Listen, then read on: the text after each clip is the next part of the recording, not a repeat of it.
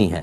ایک کویسچن تھا کہ بعض اوقات ہم قرآن کی تلاوت کر رہے ہوتے ہیں تو والدہ آواز دے لیتی ہیں، تو کیا کریں، ہم تلاوت جاری رکھیں یا روک کر جواب دیں؟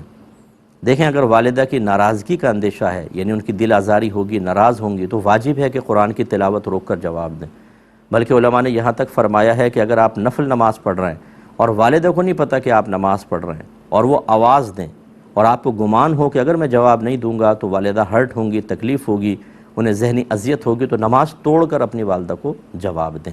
اس پہ جریج عابد کا واقعہ اگر آپ کو یاد ہو، میں نے کافی پہلے بیان کیا تھا کہ وہ عبادت کرتے تھے اپنے حجرے میں علیحدہ ہٹ کر۔ پہلے دور میں جائز تھا کہ آبادی سے ہٹ کر حجرے بنا کر اور وہاں عبادت کی جائے، تو وہ نماز پڑھ رہے تھے، والدہ نے آ کے آواز دی، تو جریج نے سوچا، اللہ کی بارگاہ میں التجا کی، اللہ تعالیٰ میں تیری بارگاہ میں ہوں، نماز پڑھوں یا والدہ کو جواب دوں؟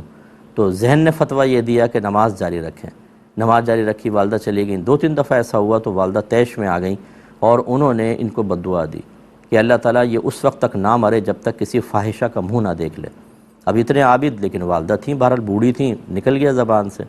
تو کچھ لوگ ان سے حسد کرتے تھے، انہوں نے ایک طوائف کو کہا کہ اس کو کسی طریقے سے گمراہ کرو۔ اس نے چیلنج قبول کیا، آ کے بہکانے کی کوشش کی، یہ نہیں مانے، متقی پرہیزگار تھے، تو اس نے گناہ کیا، اور جب بچہ پیدا ہوا تو وہ بستی میں لے جا کر کہا یہ جریج کا ہے، اس نے میرے ساتھ برا معاملہ کیا ہے۔ لوگوں نے آ کے مارا پیٹا، ان کا سارا حجرہ گرا دیا۔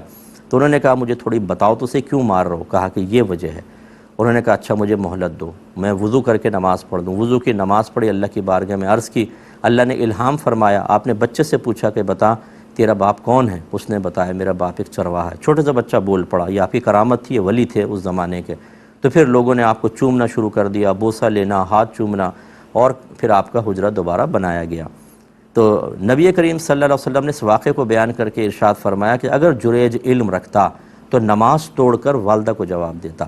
تو اس لیے جو بچے مجھے سن رہے ہیں، خاص طور پہ ینگسٹر، خاص طور پہ وہ بچیاں جو ماں کام کہہ دے تو تڑک کے جواب دیتی ہیں، ایسا تیز قسم کا جواب کہ ان کے ٹک ٹاک میں فرق پڑ جائے، یوٹیوب کی کلپ نہ نکل جائے، اور یا اسٹڈی کر رہے ہیں تو اس میں بھی کیسے شرعاً جائز ہے کہ آپ والدہ کو اس طریقے سے ڈانٹیں ڈپٹیں اور جواب دیں۔